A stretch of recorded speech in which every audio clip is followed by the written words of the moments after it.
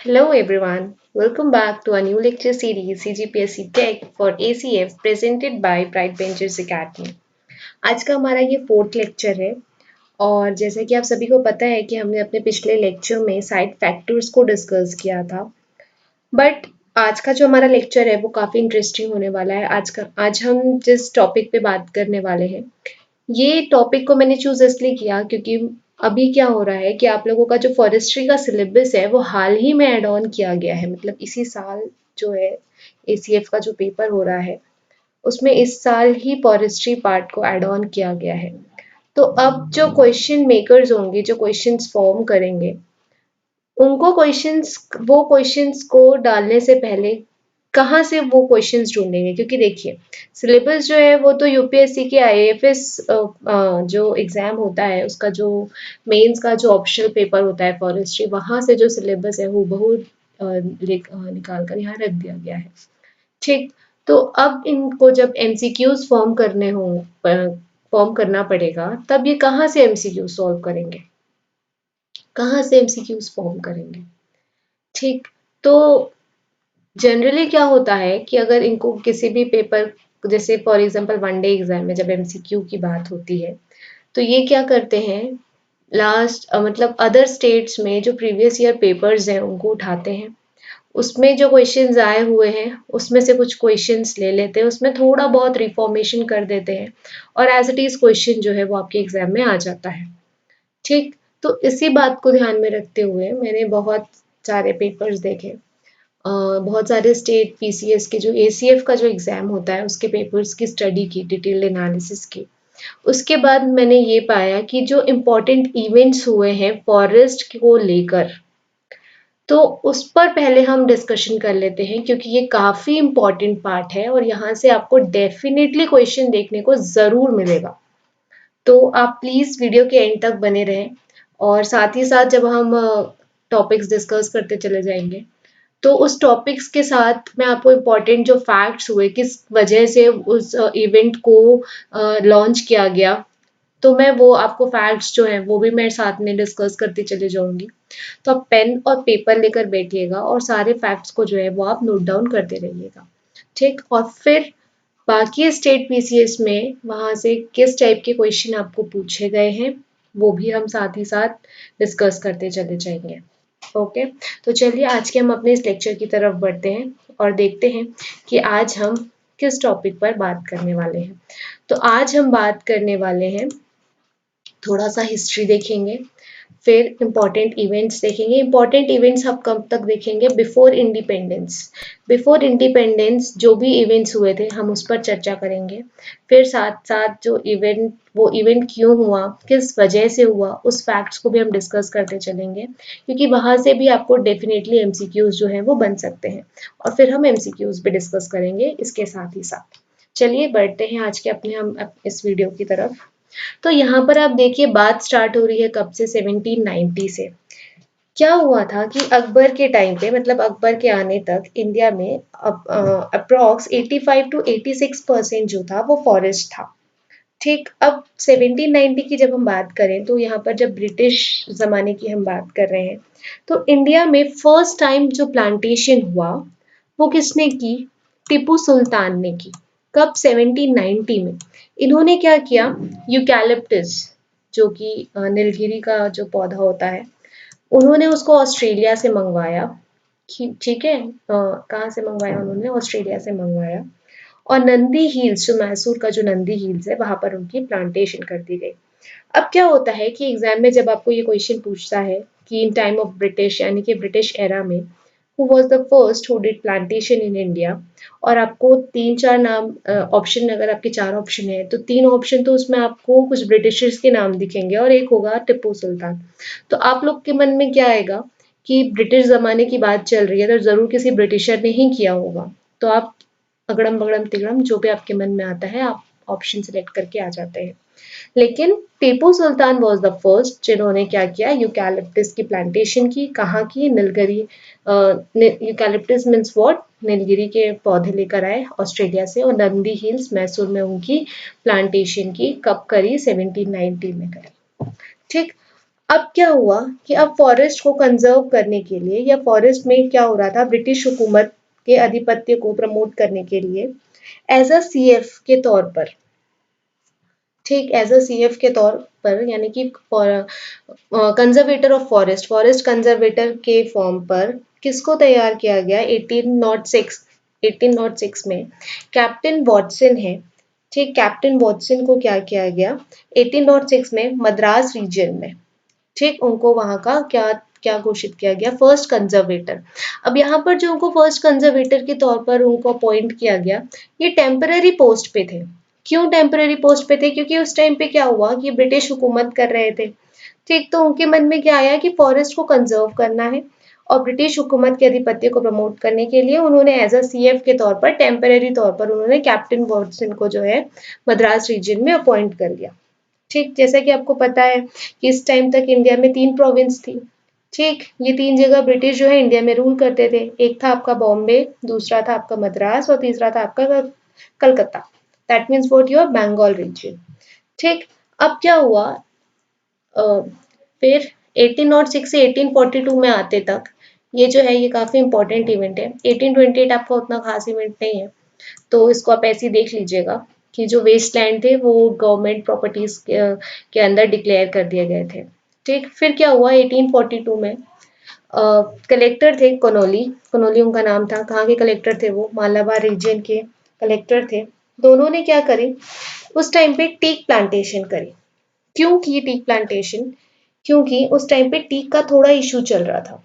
Reason ये था कि यूरोप में ओक ट्रीज जो होते थे वो खत्म हो गए थे, तो उन लोगों ने एज अ रिप्लेसमेंट टीक को यूज करना स्टार्ट किया फॉर शिपिंग इंडस्ट्री।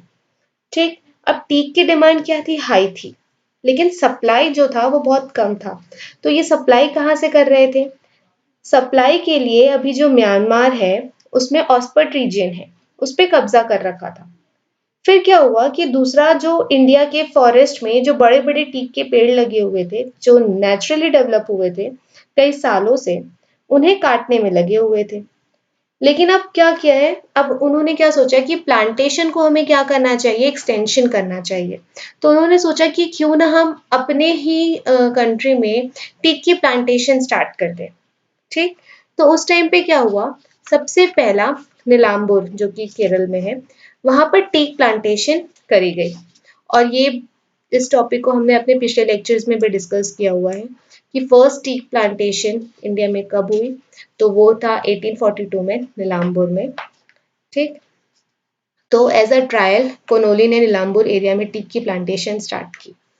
फिर इससे आपको क्या क्वेश्चन बन सकता है कि इंडिया में फर्स्ट टी प्लांटेशन कौन सी है, या साउथ ईस्ट एशिया की ओल्डेस्ट प्लांटेशन कौन सी है।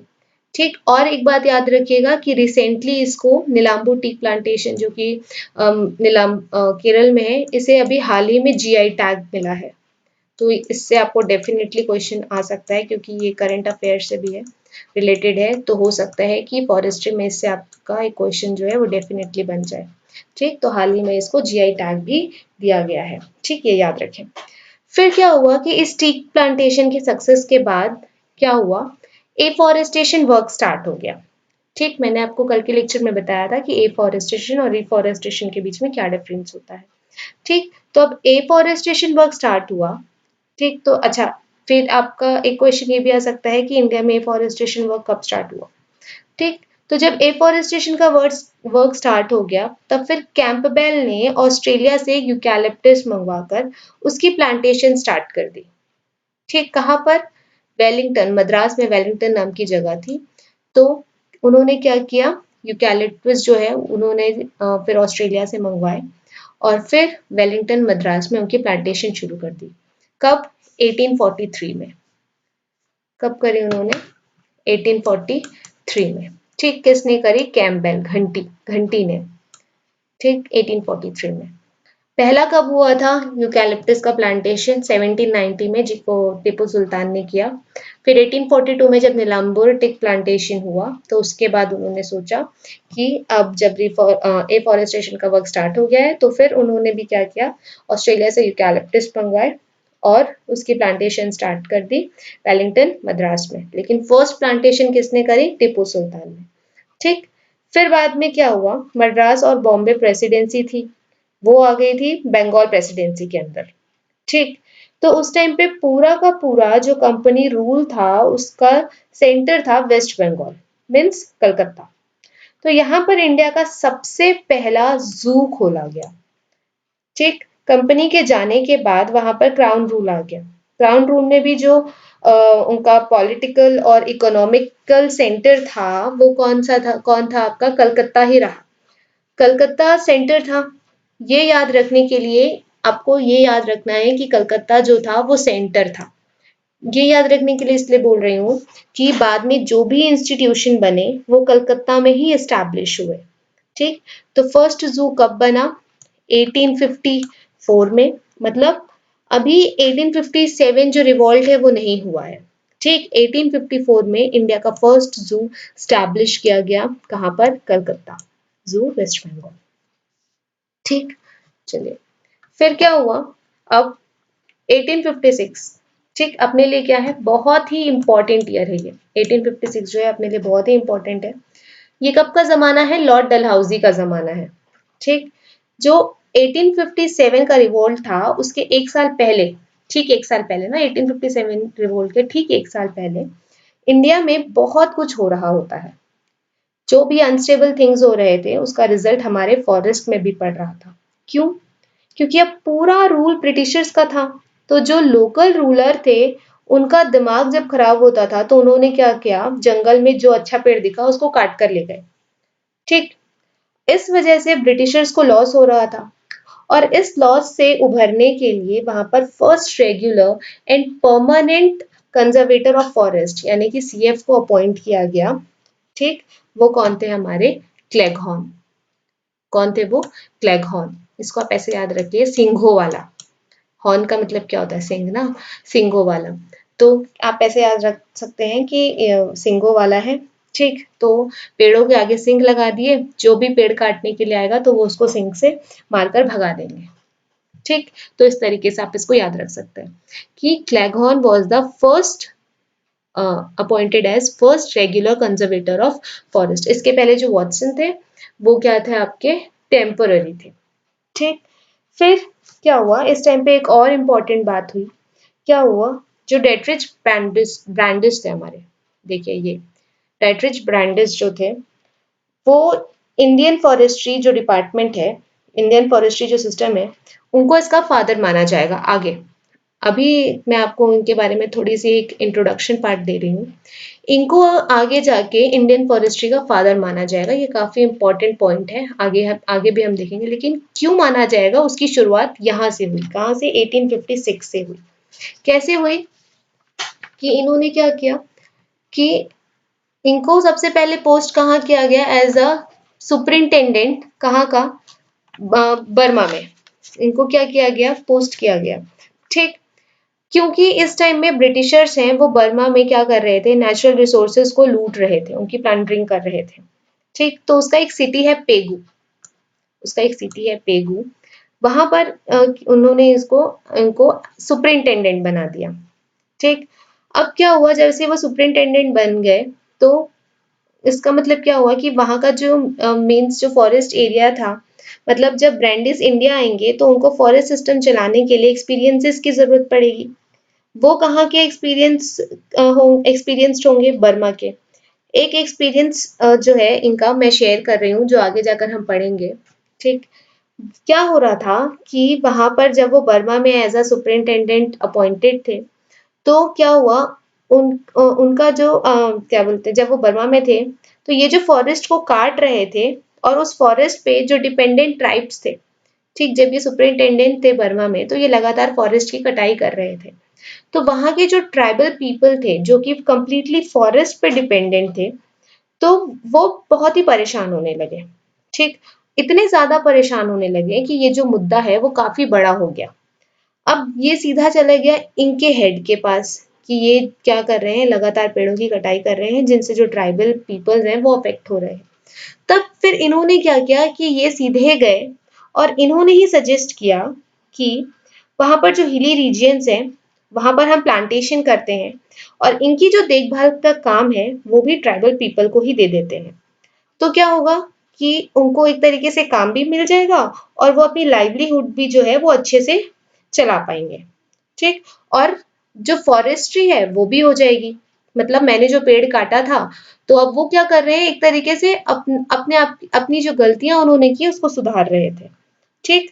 और जो डिपार्टमेंटल प्लांटेशन किया था उन्होंने, ठीक, उसको ब्रांडिस ने क्या नाम दे दिया, तुंगरी, TTUNGRY, तुंगरी नाम दे दिया। ठीक है, तुंग्या। ठीक है, उन्होंने क्या नाम दे दिया, तुंग्या नाम दे दिया, सॉरी, TUNGIYA, तुंग्या नाम दे दिया, ये एक बर्मिस टर्म है, तुंग्या नाम दे दिया।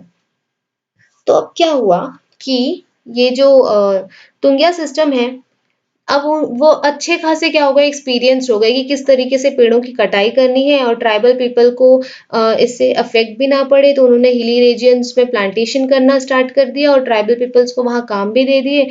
अब ये सारा एक्सपीरियंस जो है तुंगिया सिस्टम का, वो लेकर कहाँ आएंगे, इंडिया आएंगे। ठीक। किस तरीके से उन्होंने लोगों को वहां पर संभाला, किस तरीके से फॉरेस्ट की कटाई की, बट एज वेल एज साथ में रिफॉरेस्टेशन किया, एफॉरेस्टेशन किया, किस तरीके से लोगों को रेगुलेट किया। तो इस पूरे एक्सपीरियंस के साथ वो इंडिया आए और फिर उन्हें first IGF of India, inspector general of forest appoint किया गया, कब, 1864 में। ये मोस्ट इंपॉर्टेंट क्वेश्चन है, यहाँ से डेफिनेटली आपको क्वेश्चन जो है वो पूछ सकता है। बाकी स्टेट पीसीएस के जो एसीएफ के पेपर हुए हैं उसमें भी ये क्वेश्चन काफी बार पूछा जा चुका है। तो फिर क्या हुआ, बर्मा से जब वो इंडिया आए तो उनको first inspector general of India जो है वो अपॉइंट कर दिया गया। अब उनको आईजीएफ अपॉइंट किया गया, तो ऐसा तो नहीं है कि बिना किसी सिस्टम के उनको आईजीएफ अपॉइंट कर देंगे, है ना। अब उनको आईजीएफ अपॉइंट किया गया है तो फॉरेस्ट डिपार्टमेंट भी तो बनाया जाएगा। तो क्या हुआ, फॉरेस्ट डिपार्टमेंट बनाया गया और उस डिपार्टमेंट का आईजीएफ जो है वो इनको बना दिया गया। अब क्या होगा कि इंडिया में अब जो फॉरेस्ट की प्लैंडरिंग होगी, लूटमार होगी, वो सिस्टमैटिक लूटमार होगी, राइट। मतलब किस नाम पर होगी, साइंटिफिक मैनेजमेंट के नाम पे, कि अब हम फॉरेस्ट को साइंटिफिकली मैनेज कर रहे हैं। क्योंकि अभी तक हमारे पास क्या था, जंगल था। अभी तक हमारे पास क्या था, सिर्फ और सिर्फ नेचुरली ग्रो जो थे वो जंगल थे। ठीक, किसी ने वो उसको फॉरेस्ट नहीं बनाया था, जंगल था, दैट इज अनमैनेज्ड फॉरेस्ट। अब हम इस जंगल को साइंटिफिकली मैनेज करेंगे। अब वो ऐसा कौन कह रहा है, ब्रांडिस कह रहे हैं। ठीक। तो अब उन्होंने क्या कहा कि अब मुझे इन पूरे जो जंगल है मुझे उनको मैनेज करना है प्रॉपरली, उनको साइंटिफिक तरीके से उनकी मैनेजमेंट करनी है, उनको एक प्रॉपर वे देना है जिससे हमारा जो ये ब्रिटिशर्स हैं उनको बहुत फायदा होए। तो उन्होंने क्या, अब वो अकेले आदमी तो इस सब को मैनेज नहीं कर सकते, राइट। तो अब उनको किसकी जरूरत पड़ेगी, अच्छे खासे वर्क फोर्स की जरूरत पड़ेगी। अब ये वर्क फोर्स कहाँ से आएगा, इंडियन फॉरेस्ट सर्विस से आएगा। ये वर्क फोर्स कहाँ से आएगा, इंडियन फॉरेस्ट सर्विस से आएगा। तब उन्होंने क्या किया, इंडियन फॉरेस्ट सर्विस के स्टार्ट की, कब, 1867 में। ठीक। लेकिन इंडियन फॉरेस्ट सर्विस को स्टार्ट करने से पहले इनको क्या चाहिए, सिस्टमैटिक फ्रेमवर्क। इनको क्या चाहिए था, अब ऐसा तो नहीं कि अब इनको वर्कफोर्स की जरूरत है तो सीधा एग्जाम करवा देते हैं, एग्जाम करके लोग जो है इनको वर्कफोर्स तो मिल जाएगा, पावर तो मिल जाएगी, लेकिन वो वर्क कहाँ करेंगे। एक प्रॉपर मैनेजमेंट होना चाहिए। ठीक। एक सिस्टमैटिक फ्रेमवर्क होना चाहिए, पावर होना चाहिए, तभी तो क्या होगा कि उस ऐसा उनको क्यों चाहिए था, अ, क्योंकि क्या हो रहा था कि इंटरप्शन हो रहा था हायर अथॉरिटीज से। उस टाइम पे जो ब्रिटिशर्स रूल कर रहे थे, उन पे जो हायर पोस्ट पे बैठे हुए थे वो उंगली कर रहे थे इनके कामों पे, और ये चाहते थे कि फॉरेस्ट का, क्योंकि अब इनको आईजीएफ अपॉइंट कर दिया गया था, तो ये चाहते थे कि पूरा जो जिम्मा हो, पावर हो, उनके फॉरेस्ट में काम धाम पे कोई रोड़े ना अटकाए। ये सोच के उन्होंने चाहा कि उनको अपना वर्क फोर्स चाहिए। उस वर्क फोर्स के लिए पहले तो उनको फ्रेमवर्क, सिस्टमैटिक फ्रेमवर्क चाहिए और पावर चाहिए। और वो उनको कहाँ से मिला, जब 1865 में इंडियन फॉरेस्ट एक्ट पास किया गया। कब? 1865 में। ये मोस्ट इम्पॉर्टेंट पॉइंट है। सबसे पहले जो Indian forest act pass on किया गया वो कब किया गया? 1865 में किया गया। ठीक, तो फिर इस तरीके से क्या हुआ, चीजें जो है वो आगे स्टार्ट होने लगी। फिर क्या हुआ इसी बीच 1867 में क्या हो गया आपका? इंडियन फॉरेस्ट सर्विस जो है वो स्टार्ट हो गया। अब क्या हुआ कि 1871 में धीरे धीरे जो है टाइम बढ़ता चला गया, टाइम बढ़ता गया और नीलाम्बूर टीक प्लांटेशन को 30 साल होने को आ गए। ठीक, और सब कुछ अच्छे से चल रहा था, सब कुछ बढ़िया चल रहा था, टीक प्लांटेशन भी अच्छे से हो गई। और फिर क्या हुआ कि जैसे अभी आप अगर किसी भी एग्जाम को पढ़ रहे हैं, जैसे अभी फॉरेस्ट्री का जो सिलेबस आया, अगर आपको उसके बारे में कोई ज्यादा नॉलेज चाहिए कि प्रेजेंट में एट प्रेजेंट फॉरेस्ट्री को इम्प्रूव करने के लिए क्या वर्क हो रहा है, तो वो जो है वो डेली जर्नल बेसिस पे या मैगजीन्स पे जो है वो छपती हैं और आप बुक स्टोर पे जाते हैं और वहां से खरीद कर ले आते हैं और पढ़ रहे होते हैं। ठीक, लेकिन उस टाइम पे क्या था, उस टाइम पे ऐसा कुछ भी नहीं था कि क्या बोलते हैं आप कैसे फॉरेस्ट्री के बेनिफिट्स के लिए क्या काम हो रहे हैं। ये अगर दूसरे अदर स्टेट में कोई टॉप का ऑफिसर बैठा हुआ है, अच्छे रैंक में बैठा हुआ है, तो उसको नहीं पता कि क्या हो रहा है ना। तो अब क्या हुआ कि एक बहुत ही इंपॉर्टेंट काम किया गया, दो बंदे आए, कौन? बेडन पॉवल और डॉक्टर स्लेच। ठीक, बेडन बेडन पॉवल और डॉक्टर स्लेच आए। और ये जो डॉक्टर स्लेच है इनको आप बहुत ही अच्छे से याद रखिए। क्यों? क्योंकि ब्रांडिस के बाद जो सेकेंड आईजीएफ बने वो डॉक्टर स्लेच बने। ठीक, तो ये आप याद रखिए। ठीक, तो अब क्या हुआ कि जैसे मैंने आपको बताया कि आज के टाइम पे अगर आपको इंडियन फॉरेस्ट्री के बारे में जानना है, अगर आप बुक स्टोर में जाएंगे तो बहुत सारे रिपोर्ट्स मैगजीन आपको मिल जाएंगे। लेकिन 1875 में उस टाइम पे फॉरेस्ट के बारे में जानने के लिए ऐसा कोई भी सोर्स नहीं था। और फॉरेस्ट्री से रिलेटेड जो भी एजुकेशनल वर्क हो रहे थे उसको सिस्टमैटिकली पब्लिश करके जो पूरे देश में फॉरेस्ट्री डिपार्टमेंट के लोग हैं उनको मिल सके, ऐसा कोई सोर्स नहीं था। हायर बॉडीज हो गई, आईएफएस हो गए, उनको मिल सके, ऐसा कैसे पॉसिबल होगा? तो 1875 में इन दोनों ने मिलके first copy of Indian forester general journal issue की। किस नाम से? इंडियन फॉरेस्टर के नाम से उन्होंने इशू की। और फिर आज भी ये चला आ रहा है, इंडियन फॉरेस्टर के नाम से ही चला आ रहा है। तो इन्होंने ये काम किया। ठीक, फिर 3 साल बाद क्या हुआ? फॉरेस्ट, अब देखिए यहाँ पे जर्नल छपना स्टार्ट हो गया। तो अब क्या सोचा गया कि फॉरेस्ट एजुकेशन को प्रमोट करने के लिए चलो फॉरेस्ट स्कूल खोल लेते हैं 3 साल बाद। तो फॉरेस्ट स्कूल स्टार्ट किया गया कहाँ पर? देहरादून में। ठीक, और किसने खोला ये स्कूल जो है? एफ बेली, ये याद रख लीजिए। एफ बेली जो थे वो इसके डायरेक्टर थे। BAILEY, जो मिनरल वाटर का बॉटल आता है ना बेलीज के नाम से, ऐसे याद रख लीजिए, उनकी स्पेलिंग भी यही है, BAILEY। तो फॉरेस्ट एजुकेशन को प्रमोट करने के लिए पहला फॉरेस्ट स्कूल जो है वो देहरादून में स्टार्ट किया गया, जिसके डायरेक्टर कौन थे? एफ बेली। ठीक, फिर इस टाइम पे एक और इशू हुआ था, इसी टाइम पे एक और इशू हुआ था जो कि आप मॉडर्न हिस्ट्री में भी पढ़े ही होंगे। इंडिया में क्या हुआ? अकाल पड़ जाता था और लगभग 1878 में दिल्ली में कॉन्फ्रेंस लगाई गई जिसमें उनके रॉयल आए।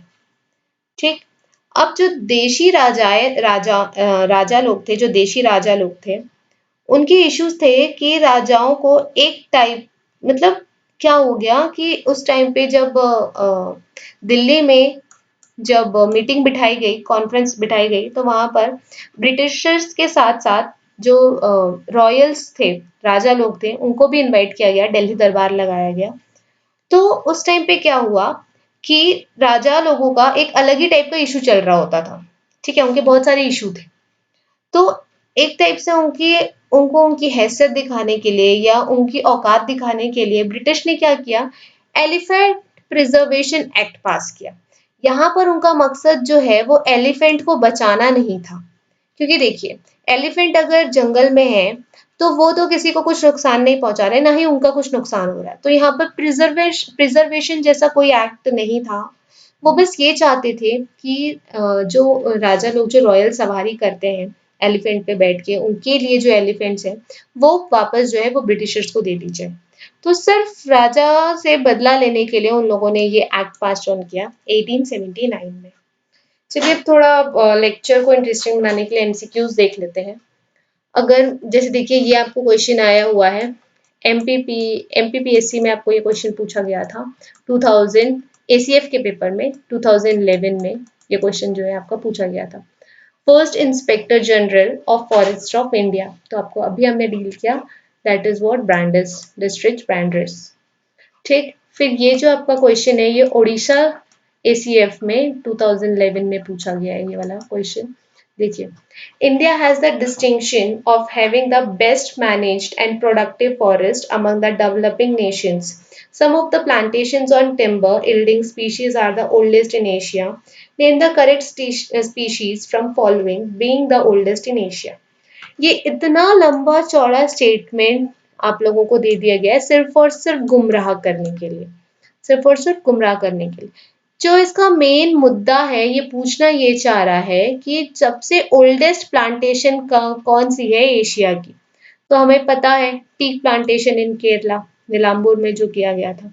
तो यही आपका क्या है, यही आपका आंसर है। ठीक, चलिए आगे बढ़ते हैं।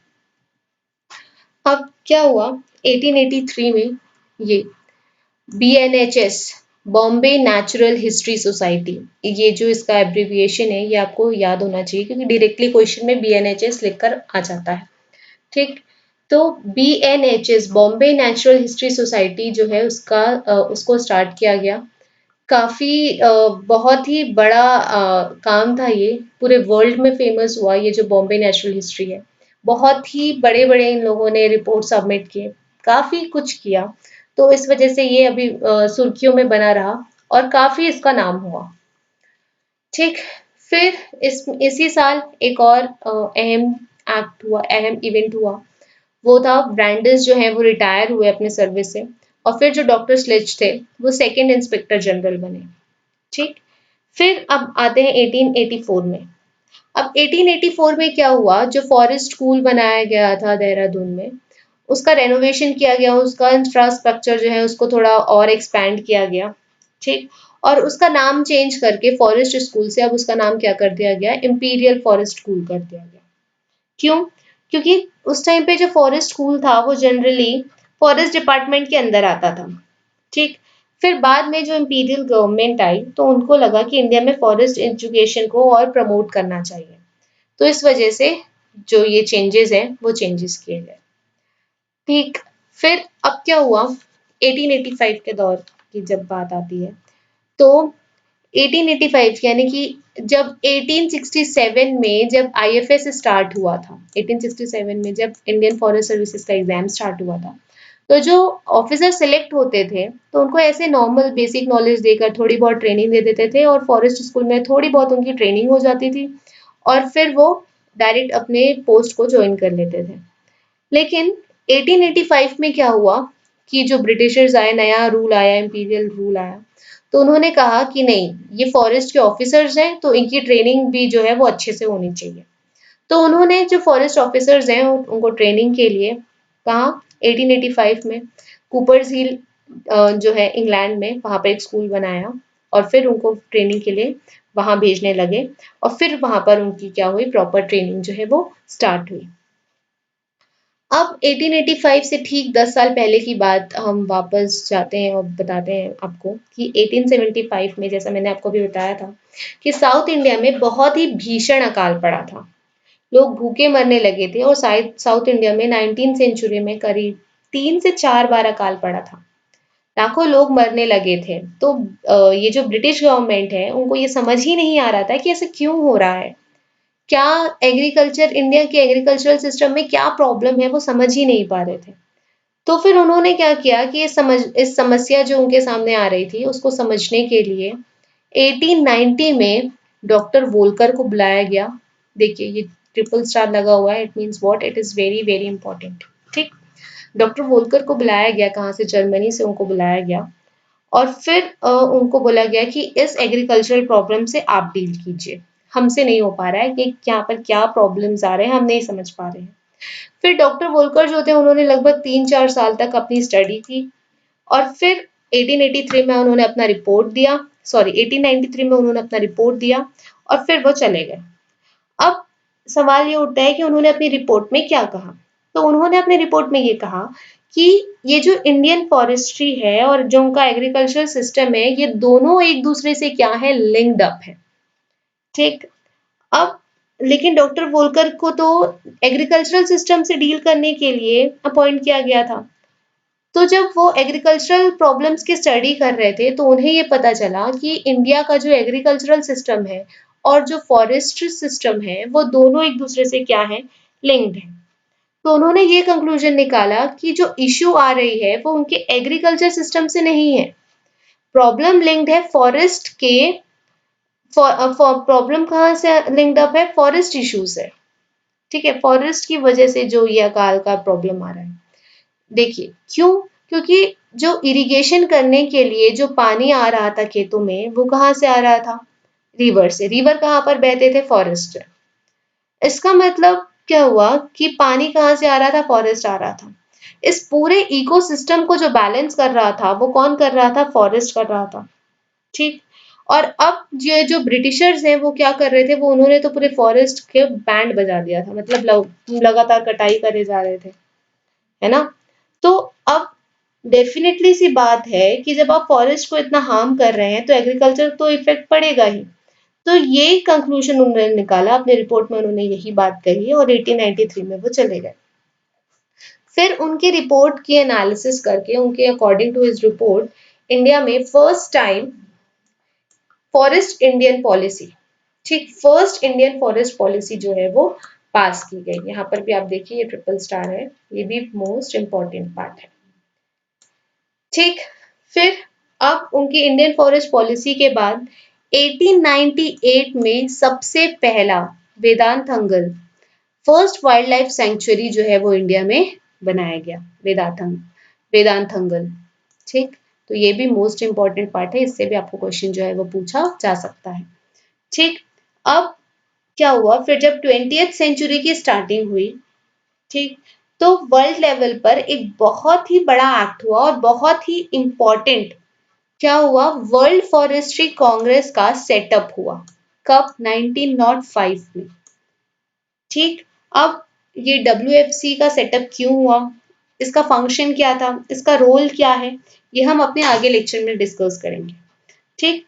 फिर क्या हुआ, 1906 में जो इंपीरियल फॉरेस्ट स्कूल था, वापस से क्या हुआ, उसका इंफ्रास्ट्रक्चर जो है उसको डेवलप किया गया। ठीक। फिर उसका और एक्सपेंशन किया गया और फिर उसको रीनेम किया गया as imperial forest research institute. अभी की जो वहां की बिल्डिंग है वो वही बिल्डिंग है जो 1906 में उसका जो इंफ्रास्ट्रक्चर किया गया था, वही बिल्डिंग आज भी मौजूद है। ठीक। और आज के डेट में हम इसको फ्राई फॉरेस्ट रिसर्च इंस्टीट्यूट के नाम से जानते हैं। ठीक। फिर क्या हुआ, इसी टाइम पे first chief conservator of forest जो है वो रूदर को अपॉइंट किया गया, CCF, that is what, chief conservator of forest जो है वो रूदर को अपॉइंट किया गया। ठीक। अब क्या हुआ, 1914 में आया, यानी कि वर्ल्ड वॉर फर्स्ट की शुरुआत हो जाती है। अब इंडियंस क्या सोचते थे कि अब तो फॉरेस्ट में हमारे राइट्स हैं ही नहीं, तो जब भी मौका मिलेगा वो फॉरेस्ट को क्या करने लगे, उसको नुकसान पहुंचाने लगे, फॉरेस्ट को मतलब तहस नहस करने लगे। तो अब ब्रिटिशर्स ने देखा कि 1914 में फॉरेस्ट जो है उनको बहुत सारे लॉस हो रहे हैं, तो फॉरेस्ट को बचाने के लिए उन्होंने क्या किया, एक बोर्ड बनाया। ठीक। और उसको बोला जाता है बोर्ड ऑफ फॉरेस्ट्री। तो 1914 में बोर्ड ऑफ फॉरेस्ट्री जो है वो सेटअप कर दी गई। ठीक। अब अपना जो पुराना 1865 का एक्ट था वो पुराना हो गया था। ठीक। लगभग सब परेशान हो चुके थे, हमें नए एक्ट की जरूरत थी। क्यों, क्योंकि अब कंडीशंस जो है वो कंप्लीटली चेंज हो चुके हैं, बहुत हद तक जो है वो ग्लोबल चेंजेस भी आ चुके हैं। मिंटो मॉर्ले रिफॉर्म आ चुका था, ग्लोबल कंडीशन चेंज हो चुकी थी वर्ल्ड वॉर की वजह से। तो अब क्या हुआ, एक नया एक्ट पास किया गया, कब, 1927 में। जो कि आज तक फॉलो किया जा रहा है। 93 ईयर्स हो गए इस एक्ट को। आज भी इसी एक्ट को थोड़ा तोड़ मरोड़ के पॉलिशिंग करके आज भी हम इसी एक्ट को फॉलो करते हैं। ठीक, तो अगर हम इंडियन फॉरेस्ट एक्ट की बात करें तो सबसे पहला जो इंडियन फॉरेस्ट एक्ट है वो 1865 में आया था। ठीक, फिर सेकंड आया था आपका 1878 में आया था और थर्ड जो है वो आपका आया था 1927 में। तो जो थर्ड में आया दैट इज योर व्हाट 1927 में जो आया, इसे ही हम क्या कर रहे हैं अभी तक जो है वो फॉलो कर रहे हैं। तो ये वाला जो एक्ट आया था वो थर्ड नंबर पे आया था। ठीक, फिर अब 1927 में क्या हुआ, एक्ट पास होने के बाद एक बहुत ही इंपॉर्टेंट इवेंट हुआ जिम कॉर्बेट का। ठीक, जिम कॉर्बेट जो है वो इंडिया है। वो कौन थे, वो टाइगर हंटर थे। हद से ज्यादा इन्होंने क्या किया, टाइगर को मारना शुरू कर दिया। अब जब क्या हुआ कि जब अपनी हंटिंग प्रोसेस के दौरान उन्होंने बहुत सारे टाइगर्स को मार दिया और जब फिर उन्हें टाइगर जो है वो कम मिलने लगे, मतलब टाइगर की जब पॉपुलेशन कम हो गई और जो फॉरेस्ट एकदम घना शानदार डेंस हुआ करता था वो एकदम लूटा पिटा सा लगने लगा। मीन्स जैसे लोग जो है वो पेड़ काट के चले गए हैं, ग्रासेस जो है वो बर्बाद होने लगे थे। मीन्स वहां का जो इकोसिस्टम था, चाहे वो ग्रासलैंड हो या पेड़ों का हो, वो उजड़ रहा था। फिर उनको क्या समझ में आया कि जो ये टाइगर हंटिंग कर रहे थे, ये जो इकोसिस्टम में इतने सारे चेंजेस आ रहे हैं, वो किसकी वजह से आ रहे हैं, बिकॉज टाइगर्स का जो पॉपुलेशन है वो कम हो गया है। क्यों? क्योंकि टाइगर्स जो थे वो इकोसिस्टम के टॉप कंज्यूमर थे और ये इकोसिस्टम के की हैं जो कि कंट्रोल कर रहे थे इकोसिस्टम को। ठीक, तो फिर क्या हुआ, उनको अपनी गलती का एहसास हुआ और उन्होंने पहल शुरू कर दी कि और पीछे पड़ गए कि अब टाइगर्स को बचाया कैसे जाए। तो इसी वजह से क्या हुआ, 1936 में फर्स्ट नेशनल पार्क हेली के नाम से जो है इंडिया में डेवलप किया गया, डिक्लेयर किया गया, जिसको अभी हम जिम कॉर्बेट नेशनल पार्क के नाम से जानते हैं। उनको ट्रिब्यूट देने के लिए इस नेशनल पार्क का नाम जो है जिम कॉर्बेट कर दिया गया। ठीक, तो आज के हमने अपने इस लेक्चर में बिफोर इंडिपेंडेंस जितने भी इंपॉर्टेंट इवेंट्स हुए थे उसको हमने डिस्कस किया। अपने आने वाले लेक्चर में हम आफ्टर इंडिपेंडेंस से लेकर एट प्रेजेंट तक जितने भी इंपॉर्टेंट इवेंट्स हुए हैं फॉरेस्ट्री से रिलेटेड उनको हम ब्रीफली डिस्कस करेंगे। जाते जाते कुछ एमसीक्यूज देख लेते हैं जो कि प्रीवियस ईयर पेपर्स में पूछे जा चुके हैं आपके किसी न किसी स्टेट पीएससी में। ये तमिलनाडु एसीएफ का एग्जाम 2014 में पूछा गया क्वेश्चन है और ये 2018 में पूछा गया क्वेश्चन है। तो देखिए यहाँ पर क्या पूछा गया है, Forest Policy 1894 was formulated based on the recommendations given by Bolker। ठीक, ये अभी हमने डिस्कस किया। फिर है BNHS headquarters is located in Mumbai. Definitely इसका नाम ही क्या था, बॉम्बे था ना। ठीक, तो इस वजह से इसका जो हेडक्वार्टर है वो भी कहाँ होगा, मुंबई में ही होगा। तो आज के हमने अपने इस लेक्चर में इंडिपेंडेंस के पहले जितने भी इंपॉर्टेंट इवेंट्स थे फॉरेस्ट्री से रिलेटेड उसको हमने डिस्कस किया। ये इसीलिए इम्पोर्टेंट थे क्योंकि कहीं ना कहीं स्टेट पीसीएस के एसीएफ के एग्जाम्स में ये सारे इवेंट्स कहीं ना कहीं आपको क्वेश्चन जो है वो देखने को मिले हैं। अब चूंकि ये आपके सिलेबस में नया पार्ट एड ऑन हुआ है तो जो क्वेश्चन मेकर्स होंगे वो क्या करेंगे, सबसे पहले तो वो बाकी अदर स्टेट पीसीएस के जो एसीएफ के पेपर्स है उनको सर्च करेंगे और वहां से कुछ ना कुछ क्वेश्चंस लेकर जरूर आएंगे। ठीक, तो डेफिनेटली आपको यहाँ से जो क्वेश्चंस है वो देखने को मिल सकते हैं, प्लस उस इवेंट के पीछे का होने का कारण, वो इवेंट हुआ क्यों, ये सारी बातें हम लोगों ने डिस्कस की। आगे भी मैं ये सारी बातें जो है वो डिस्कस करूंगी। तो प्लीज मेरे इस वीडियो को ज्यादा से ज्यादा शेयर करें, लाइक करें, सब्सक्राइब करें। और आप लोगों का काफी अच्छा रिस्पॉन्स आ रहा है, मुझे बहुत ही अच्छा लग रहा है कि मैं जो वीडियोस डेली अपलोड कर रही हूँ तो आप लोग जो हैं उसको बहुत ही अच्छा खासा रिस्पॉन्ड कर रहे हैं।